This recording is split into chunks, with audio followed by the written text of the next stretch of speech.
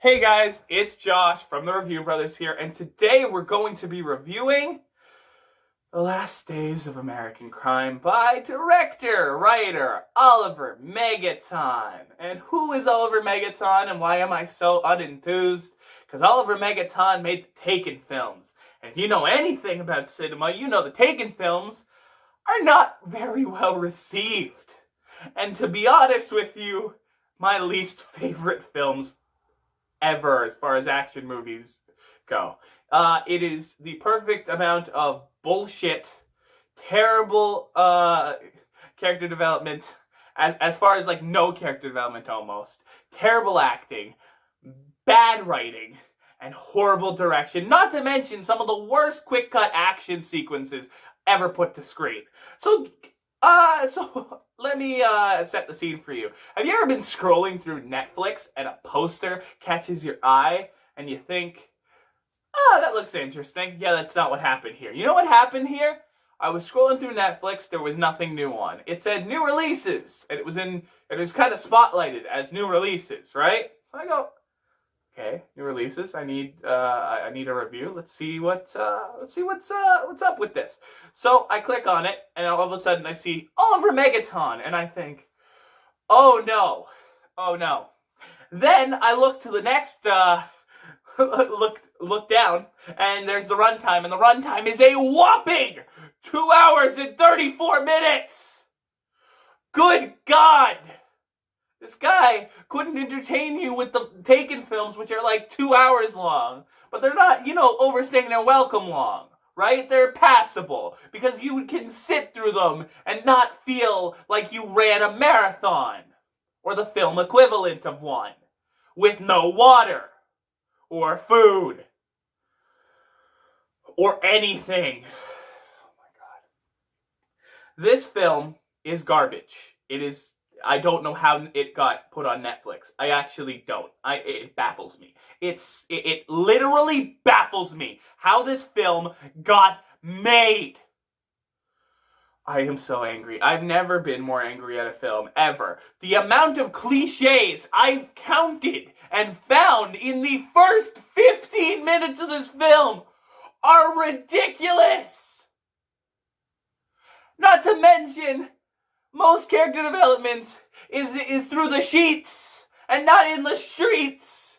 And when I say that, I mean the love interest gets introduced in this film pretty early on. Standard fare, fair enough. A minute and a half of talking, and they're already in a bathroom smashing it. I guess character development went out the window for Tug. I don't know what to say at that point, because the character itself, the main character, played by Edgar Ramirez, is awful. It's awful. The acting in this film is so wooden, but we'll get to that later. Because this character is so underwritten. And he's supposed to be our main character. All he does is solemnly stare at people and angrily grab them by the shirt, or say a few words in broken English. And I don't even have a problem with a character that isn't, fully formed with their sentences or anything of that nature, because there has been really great stoic bad guys and really great stoic heroes before this. But this is an attempt to try and humanize this character, who is clearly just guy who wants revenge, number 15556755333. Oh my God. This guy just wants revenge. His name is Graham Brick, if you can believe it. Yes, the porn names continue, because I don't even fully remember. Shelby Dupree. Yes, that is what the love interest name is. If that doesn't sound like a bloody porn alias, I don't know what does. And then you have Kevin Cash. Oh, good God. But he's, oh my God. I can't make these names up. Then you have Lonnie and you have Johnny D. Oh, good God, this film.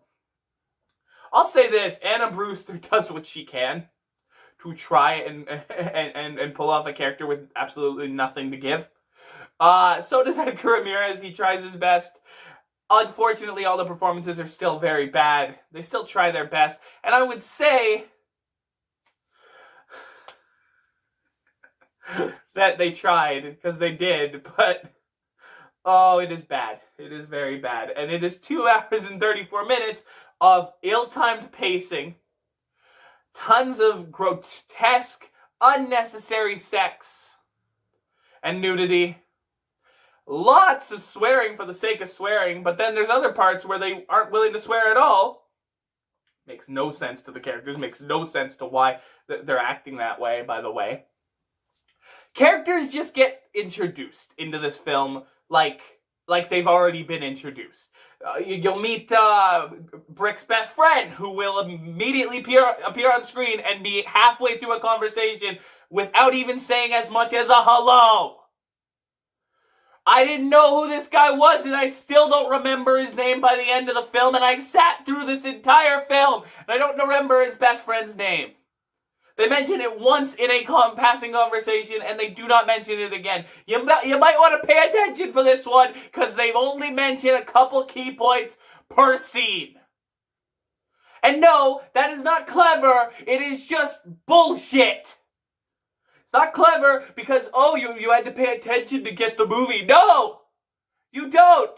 Because the movie's brain dead. There's no plot. There's no story. There's absolutely no good acting. Everyone is wooden. None of the performances are captivating or interesting. The dialogue is paper thin, if you want to call it that. If you even want to call it dialogue. Because it looks like it feels like it was written by a robot. And I would expect more from Carl. I can't even pronounce his name. Goodwitzer. I can't even pronounce his name. I honestly can't. The guy who wrote Oblivion! The November Man! And how? How did the guy that wrote Oblivion, which is a semi-decent Tom Cruise film, obviously not known for the script, but at least decent and passable, make this garbage?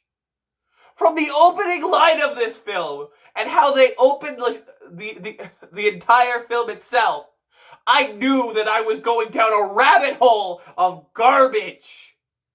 And I was so angry as I sat through scene after scene of expository dialogue. No real genuine connection. No characters that had anything to do with the story. Characters that they tried to make you connect with but failed miserably. This is an exercise in torture. Sitting through this was so painful for me.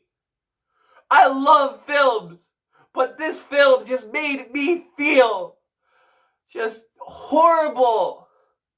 There was nothing redeemable. I tried to find something redeemable about this film and I couldn't. So let's get into pros and cons. There are no pros.